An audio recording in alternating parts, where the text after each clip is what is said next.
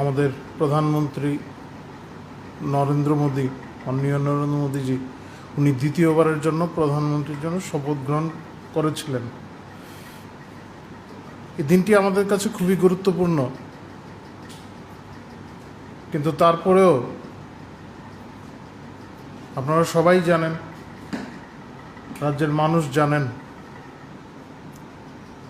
এক বিষম পরিস্থিতির মধ্য দিয়ে আমরা চলছি।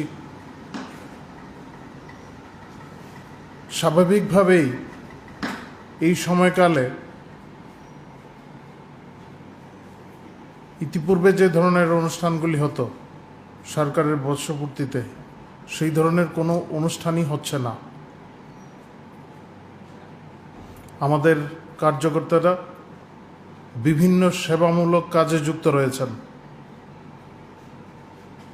রাজ্যবাসীর অবগতির জন্য আমরা বলছি, আমাদের কার্যকর্তারা বিশেষ করে যুব মোর্চা, মহিলা মোর্চা, তারপর তপশিলি জাতি মোর্চা এবং কম বেশি সমস্ত মোর্চাগুলি এখন রক্তদান শিবির করছেন। এই শিবিরগুলি একটু অন্য আদলে হচ্ছে, কারণ এই শিবির থেকেও সংক্রমণের সম্ভাবনা থাকে ইতিপূর্বে যেভাবে শিবিরগুলি হতো। তাই আমাদের কার্যকর্তারা নির্দিষ্ট সময় অন্তর হাসপাতালে যাচ্ছেন, হাসপাতালে গিয়ে সেখানেই রক্ত দিচ্ছেন। এটা ক্রমাগত চলছে, গত 7 দিন ধরেই চলছে, আজকেও চলছে, আগামীকালকেও চলবে। এই রক্তদান শিবিরগুলি বিভিন্ন জায়গায় হচ্ছে এবং আমাদের বড় মাত্রায় কার্যকর্তারা সেখানে যাচ্ছেন। কিষাণ মোর্চার তরফ থেকেও কিছু ব্যবস্থা নেওয়া হয়েছে এই সমস্ত বিষয়ে। যারা সংক্রমিত হচ্ছেন তাদের পরিষেবা, তাদের বাড়ির প্রত্যেককে পরিষেবা সম্প্রসারণের জন্য তারা বিভিন্ন ব্যবস্থা নিয়েছেন। আপনারা সেগুলি জানেন এবং খবরের কাগজে এগুলি বেরিয়েছে। আরেকটা বিষয় হচ্ছে, এই আজকের দিনটিকে সামনে রেখে আমাদের 60 জন কার্যকর্তাকে বিশেষ দায়িত্ব দেওয়া হয়েছে। তারা বিভিন্ন বিধানসভা কেন্দ্রে যাবেন, সেই বিধানসভা কেন্দ্রের সব থেকে পিছিয়ে পড়া গ্রামগুলিতে তারা যাচ্ছেন এবং সেখানে ওই গ্রামের মানুষদের যে সমস্ত বিষয়, নিত্য প্রয়োজনীয় জিনিস প্রয়োজন কিংবা বর্তমান পরিস্থিতির সঙ্গে মোকাবেলা করার জন্য যে সমস্ত জিনিসপত্রের প্রয়োজন হয়, সেগুলি সব তারা নিজেদের মতো করে সেখানে সংগ্রহ করছেন এবং তাদের মধ্যে বিলি করছেন। বিভিন্ন জায়গায় আজ এই ধরনের কার্যক্রম চলছে এবং সব জায়গাতেই আমাদের পার্টির তরফ থেকে নির্দেশ দেওয়া হয়েছে যাতে দূরত্ব বজায় রেখে এই ধরনের কার্যক্রমগুলি করা হয় এবং সরকারি নির্দেশিকা মেনে এই ধরনের কার্যক্রমগুলি যাতে করা হয়। এবং সেই অনুযায়ী কিছু ক্ষেত্রে ইতিমধ্যে হয়েছে, আর কয়েকটি ক্ষেত্রে শেষ হয়েছে। 60টি বিধানসভা কেন্দ্রে এই ধরনের কার্যক্রম চলছে। আপনারা সবাই জানেন, 2019 সালে শপথ গ্রহণের পর এই অল্প কিছুদিন পরে, মোটামুটিভাবে বলা যেতে পারে ডিসেম্বর থেকেই করোনা ভাইরাসের প্রভাব আমাদের দেশেও পড়তে শুরু করেছে। আমাদের দেশের প্রধানমন্ত্রী এই বিষয়ে, এই যে একটা অদৃশ্য শত্রু, তার বিরুদ্ধে লড়াইয়ে সমস্ত বিশ্বকে পথ দেখিয়েছেন। আমাদের দেশে সমালোচনা হতে পারে, কিন্তু বিশ্বের শক্তিধর রাষ্ট্রগুলির নেতারাও এই বিষয়ে আমাদের দেশের যে সেবা ভাবনা, আমাদের প্রধানমন্ত্রীর যে সেবা ভাব, তার প্রশংসা করছেন। এই অদৃশ্য শত্রুর বিরুদ্ধে কিভাবে লড়াই করা যাবে তার জন্য পথ দেখিয়েছেন। প্রথম দফায় না হলেও দ্বিতীয় দফায় আমাদের দেশ সমস্যার সম্মুখীন।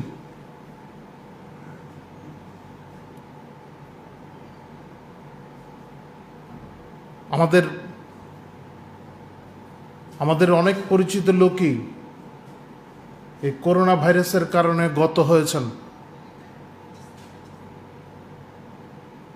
কিন্তু এই সমস্যার মোকাবেলা করতে হচ্ছে।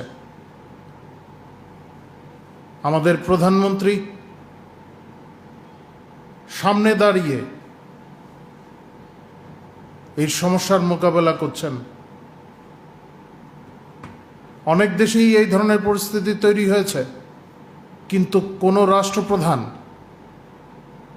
কোনো দেশের প্রধানমন্ত্রী কিংবা রাষ্ট্রপতি এইভাবে জনগণের সামনে এসে বার্তা দেননি।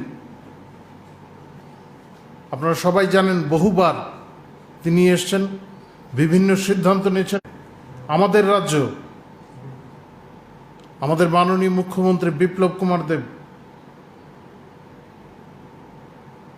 এই অসম লড়াইয়ে, যে শত্রুকে দেখা যায় না, সেই শত্রুর বিরুদ্ধে লড়াইয়ে নেতৃত্ব দিচ্ছেন। নিয়মিত খোঁজ খবর নিচ্ছেন এবং কিভাবে মানুষের স্বার্থ রক্ষা করা যায় তার চেষ্টা করে চলেছেন। আমি যদি পরিসংখ্যানে যাই, আমাদের দেশে 139 কোটি মানুষ বসবাস করেন।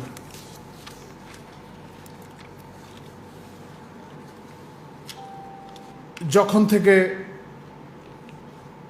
এই করোনার থাবা পড়ে, সেই সময়কাল থেকে যদি ধরি, আমাদের দেশে আক্রান্ত হয়েছেন, এই ভাইরাসের প্রকোপে পড়েছেন 2,79,00,000 মানুষ আজকের দিন পর্যন্ত। আর এর মধ্যে সম্পূর্ণভাবে সুস্থ হয়েছেন 2,55,00,000 লোক। 3,26,000 লোক এতে প্রাণ হারিয়েছেন এই ভাইরাসের প্রকোপে।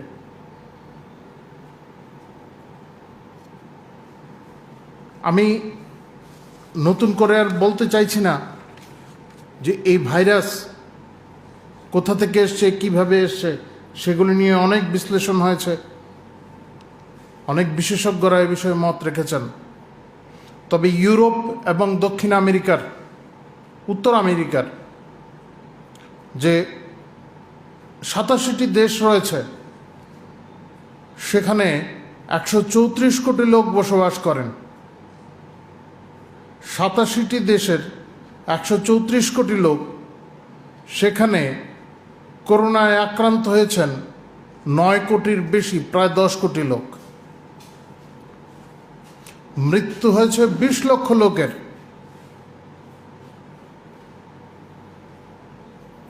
এই 87টি দেশের জনসংখ্যা আমাদের দেশের জনসংখ্যার চাইতেও কম। স্বাভাবিকভাবেই বুঝতে আর থাকে না যে লড়াইটা কি পর্যায়ে চলছে, আমাদের দেশের সরকার কিভাবে লড়াইটা করছেন। বিশ্বের উন্নত দেশগুলিও বিপর্যস্ত। এই অবস্থায় দাঁড়িয়ে যে লড়াই চলছে, সেটা নরেন্দ্র মোদীর মতো একজন ব্যক্তি থাকার ফলেই, প্রধানমন্ত্রীর দায়িত্বে থাকার ফলেই লড়াইটা সম্ভব হচ্ছে। অনুরূপভাবে আমাদের রাজ্য যারা আক্রান্ত হচ্ছেন, তাদের যাতে সঠিকভাবে পরিষেবাটা দেওয়া যায়, কোথাও যাতে কোনো ঘাটতি না থাকে, সেই জন্য আমাদের চেষ্টা চলছে, আমাদের সরকার চেষ্টা চালিয়ে যাচ্ছেন।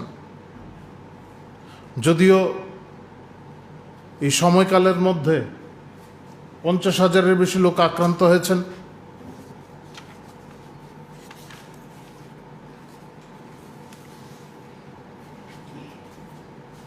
তবে অধিকাংশই সুস্থ হয়েছেন, এটা খুব একটা ভালো দিক। আজ পর্যন্ত আমার কাছে যতদূর খবর 500-র উপর মারাও গেছেন।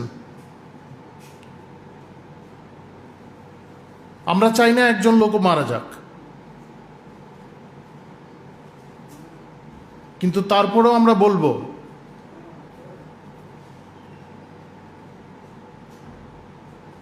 এটা করোনার বিরুদ্ধে যুদ্ধ চলছে। এই যুদ্ধের লড়াইয়ে স্বাভাবিকভাবেই ক্ষতি তো হবেই, কিন্তু দেখতে হবে আমাদের যারা নেতৃত্বরা রয়েছেন, দেশকে যারা নেতৃত্ব দিচ্ছেন, রাজ্যকে যারা নেতৃত্ব দিচ্ছেন, তারা কিভাবে সামনে দাঁড়িয়ে লড়াইটা করছেন।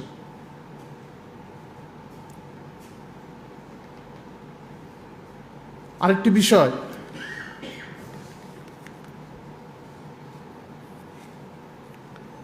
গতকালকে আমাদের দেশের প্রধানমন্ত্রীর দপ্তর থেকে এবং আমাদের মুখ্যমন্ত্রী একটা সাংবাদিক সম্মেলন করেছেন, পৃথকভাবে দুটি ঘোষণা এসছে।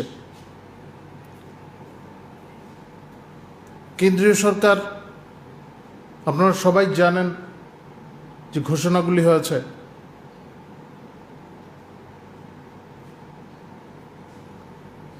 যে সমস্ত শিশুরা তাদের মা বাবাকে হারাবেন, তাদের চিকিৎসা বীমা সহ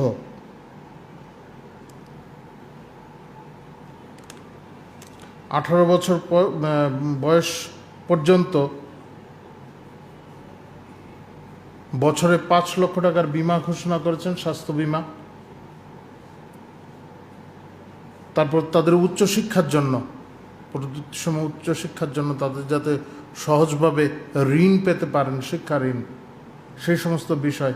এবং 23 বছর হওয়ার পর পিএম কেয়ার্স ফান্ড থেকে 10 লক্ষ টাকা দেওয়ার কথা ঘোষণা করেছেন। পাশাপাশি তাদের কেন্দ্রীয় বিদ্যালয় কিংবা সৈনিক স্কুল, আর যেখানে এগুলি নেই সেখানে বেসরকারি স্কুলেও তাদের পড়ানোর জন্য ব্যয়ভার গ্রহণ করার কথা বলেছেন। অন্যদিকে আমাদের রাজ্য সরকার, আমাদের মুখ্যমন্ত্রী ঘোষণা করেছেন যারা মা বাবাকে হারিয়েছেন এবং নিকট আত্মীয়ের কাছে আছেন, আমরা চাই না এরকম একজনও হোক, কারণ কোনো সাহায্য দিয়ে মা বাবার অভাব পূরণ করা যায় না। কিন্তু তারপরেও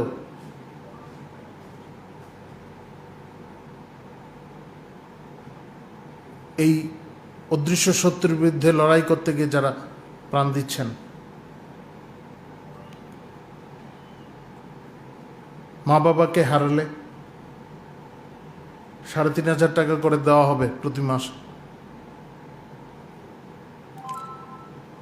18 বছর বয়স পর্যন্ত এই সমস্ত দেওয়া হবে এবং 18 বছর পরে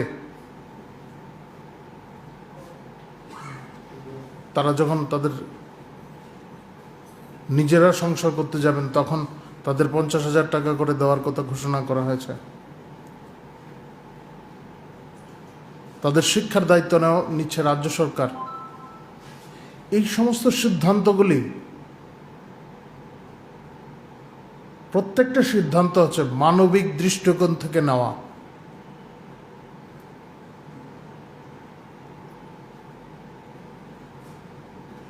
কল্যাণকামী সরকার বলতে যা বোঝায় তার প্রতিফলন ঘটেছে এই সমস্ত সিদ্ধান্তে। আমরা আমাদের পার্টির তরফ থেকে কেন্দ্র ও রাজ্য সরকারকে এ ধরনের সিদ্ধান্তের জন্য ধন্যবাদ জানাচ্ছি। অন্য আরেকটি বিষয় আছে, আমাদের সাংগঠনিক কিছু বিষয়। আমাদের রাজ্য সভাপতি সম্প্রতি কিছু সিদ্ধান্ত নিয়েছেন। ইতিপূর্বেই আমাদের কিছু সেল ছিল, সেগুলি পুনর্গঠন করা হয়েছে, নতুন কিছু সেলও গঠন করা হয়েছে। ইতিপূর্বে যেগুলি ছিল সেগুলো অপরিবর্তিত যেগুলি আছে সেগুলিতে আমি আর যাচ্ছি না, সেগুলি আপনারা সবাই জানেন। তবে এখানে বুদ্ধিজীবী শাখা একটা গঠন করা হয়েছে, সেখানে পরমানন্দ সরকার উনি কনভেনার এবং জওহরলাল সাহা উনি কো কনভেনার আগেই ছিলেন। এখন এই শাখার প্রভারী হিসাবে থাকবেন অমিত রক্ষিত।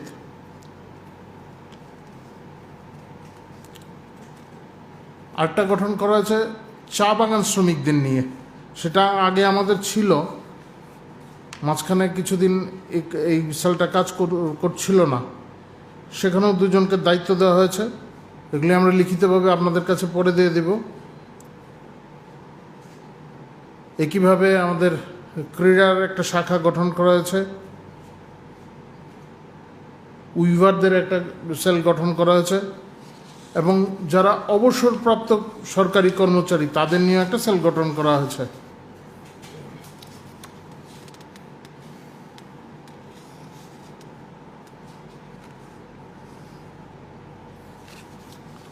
আর একটা গুরুত্বপূর্ণ বিষয়,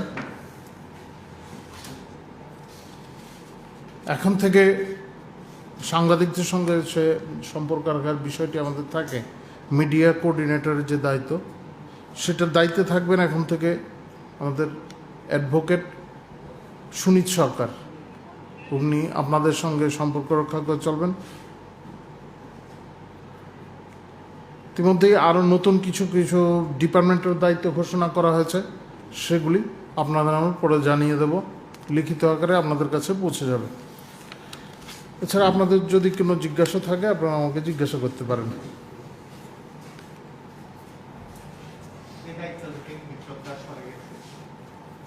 উনি অন্য দায়িত্বে যাচ্ছেন।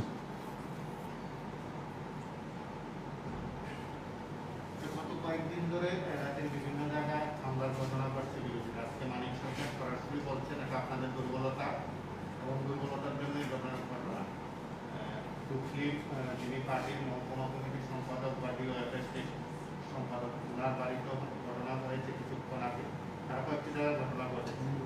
সরাসরি আপনাদেরকে দায়ী করছে, মানে বিজেপির আশ্রিত নির্দিষ্ট বাহিনী তাদের ভাষায় আপনারা এই ধরনের কাজগুলো সংগঠিত করছেন, সেবামূলক কর্মসূচিতে তারা কাজ করতে পারছেন, কি প্রতিক্রিয়া দিচ্ছে? হামলা টামলার ব্যাপারে তো আমরা অভিজ্ঞ নই, এই সমস্ত বিষয়ে তারাই অভিজ্ঞ। আপনারাও জানেন, বাম আমলের কথা তো আর কেউ ভুলে যায়নি। হামলার নমুনা, হামলার ধরন, এগুলি কি হতে পারে এবং চক্রান্ত কি পর্যায়ে হয় সেগুলি আপনারা সবাই জানেন। আমাদের কোনো কার্যকর্তা কোথাও এই ধরনের কার্যকলাপের সঙ্গে যুক্ত না। যদি কোথাও যুক্ত থাকে সুনির্দিষ্ট নাম ধাম দিয়ে পুলিশের কাছে মামলা করলেই হয়। হ্যাঁ, এখন সেবামূলক কাজ করতে পারছেন না, অতীতেও এই সমস্ত কথা বলেছেন তারা, অতীত আমরাও বলেছি এ সমস্ত বিষয়ে, এখনও বলছি। বর্তমানে যে পরিস্থিতি রয়েছে, এই পরিস্থিতিতে যদি কেউ সেবা কাজ করতে চান আমরা তাদের সহায়তা করব। তারা যদি মনে করেন তারা ভীত সন্ত্রস্ত, তাহলে আমাদের কার্যকর্তারা সঙ্গে থাকবেন। সেবা কাজে কোনো বাধা নেই। রাজনৈতিক দল গঠনই হয়েছে সেবা কাজের জন্য। ভোট টোট এগুলি পরের বিষয়, মানুষ বাঁচলে তবে তো ভোট। এখন শুধুমাত্র মানে এইসব কথা বলে প্রচারে আসা ছাড়া তো আর কিছু, এগুলি কি বলবো এই বিষয়ে।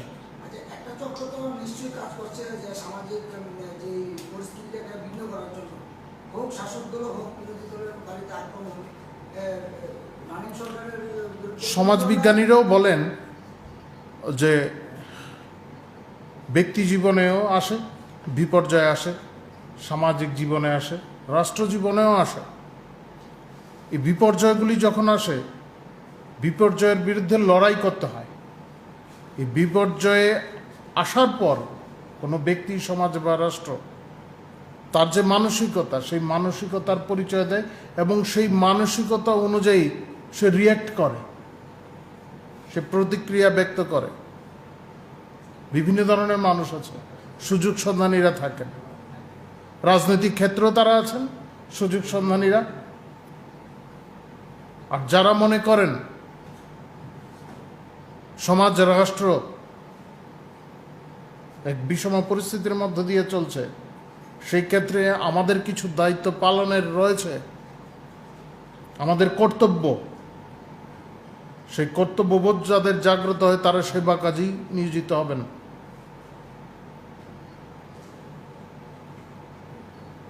ক্ষুদ্র স্বার্থে কাজ করবেন না, তারা লাভালাভের কথা তারা চিন্তা করবেন না, এটাই স্বাভাবিক।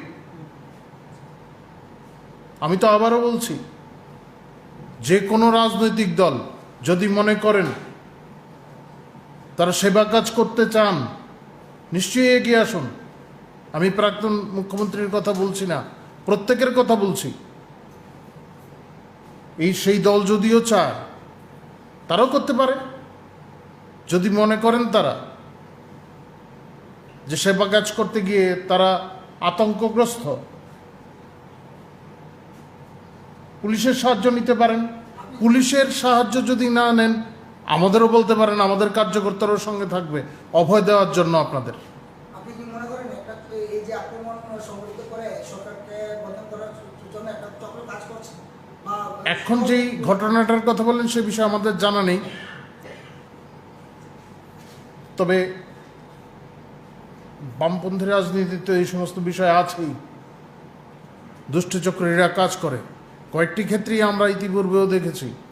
তারা নিজেরাই এই সমস্ত কাজ করে আমাদের উপর দোষ চাপিয়ে দেওয়ার চেষ্টা করে। আপনারা দেখেছেন, আপনারা জানেন, আপনারা খবর ছেপেছেন এই সমস্ত বিষয়ে। কিন্তু একটা বলছি, কয়েকটি ক্ষেত্রে এমন তো হয়েছে, দীর্ঘ সময় ধরে ওরা যখন ক্ষমতায় ছিল, যে ধরনের অত্যাচার চালিয়েছে মানুষের উপর, অনেকেই এর প্রতিশোধ নিতে চায়। আমাদের পার্টি থেকে বলে দেওয়া হয়েছে শুরু থেকেই আইনি পদক্ষেপ নেওয়া যেতে পারে, কিন্তু হামলা, হুজ্জতি কিংবা কোনো ধরনের প্রতিশোধ নেওয়ার ব্যবস্থা এখানে নেই, নেওয়া যাবে না। আইনি পদক্ষেপ নেওয়া যেতে পারে, আমাদের তরফ থেকে এই সমস্ত কথা বলে দেওয়া হয়েছে। এরপরেও যদি কোথাও অভিযোগ থাকে, সুনির্দিষ্ট অভিযোগ যারা করেছেন, সেই সমস্ত ক্ষেত্রে যাদের বিরুদ্ধে অভিযোগ ছিল তাদের গ্রেপ্তার করা হয়েছে, পুলিশ আইনানুগ ব্যবস্থা নিয়েছে। এবং অনেক ক্ষেত্রে এও দেখা গেছে যাদের গ্রেপ্তার করা হয়েছে তারা ভারতীয় জনতা পার্টির সদস্যই নয়, তাদের রাজনৈতিক পরিচয় কি পরে বেরিয়ে এসছে, এগুলি তো জানা। যাই হোক, এখন এই সমস্ত বলে বা নিজেদের একটা অস্তিত্ব জানান দেওয়ার চেষ্টা করছেন, সেবা কাজ করবেন, করবেন, ভালো কথা, কিন্তু সঙ্গে তো লোকও নেই, কাদের নিয়ে কাজটা করবেন? নিজেরাও বেরিয়ে পড়লে পারেন না এখন সেবা কাজে, দেখা তো যাচ্ছে না। এডিসি এলাকাতে ভিলেজ কমিটিগুলো নিয়ন্ত্রণ বা পরিচালনার জন্য এডিসি প্রশাসন থেকে ডেভেলপমেন্ট কমিটি গঠন করা হয়েছে। রাজ্যের আইন অনুসারে 1994 সালের যে রুলস আছে, সেই রুলসে এ ধরনের ভিলেজ কমিটি গঠন করতে পারে। স্টেট গভর্নমেন্ট থেকে একটা নোটিফিকেশন জারি করা হয়েছিল রাজ্যবাসী কাটতে বা প্রশাসন। মূলত পার্টি বিষয়টা কিভাবে দেখছে, এক ভিলেজ কমিটি এবং বিএসসি একটা মানে প্রশাসক নিয়োগ বা একটা অস্থিরতা চলছে বলে একটা অভিযোগ উঠেছে। কাজকর্ম সেই সাথে হচ্ছে না এবং স্টেট গভর্নমেন্টের যতগুলো প্রজেক্ট আছে বা টাকা পয়সার হিসাব আছে এগুলো নয়ছয় হচ্ছে বলে অভিযোগ উঠেছে। ভিলেজ কমিটি এবং বিএসসি নিয়ে কি বক্তব্য থাকছে পার্টির এবং আপনারা কি ডিমান্ড করছেন সরকার এবং এডিসি প্রশাসন? আইনি এবং প্রশাসনিক যে সমস্ত ব্যবস্থা দিয়ে নেওয়া, সেগুলি নেওয়া হচ্ছে, খতিয়ে দেখা হচ্ছে। আমাদের পার্টির তরফ থেকেও এই সমস্ত বিষয়ে খতিয়ে দেখা হচ্ছে। আমাদের যা এই সমস্ত বিষয়ে যারা অভিজ্ঞ, বিশেষ করে আইন বিশেষজ্ঞ যারা আছেন আমাদের, তারাও এই বিষয়গুলি খতিয়ে দেখছেন এবং কী ধরনের পদক্ষেপ নেওয়া যায়, কোথায় কী ধরনের নিতে হবে সেগুলি দেখা যাচ্ছে। এবং পাশাপাশি আমরা এও জানি রাজ্য সরকার থেকেও প্রশাসনিকভাবে এই সমস্ত বিষয়গুলি দেখা হচ্ছে এবং আমরা মনে করি যে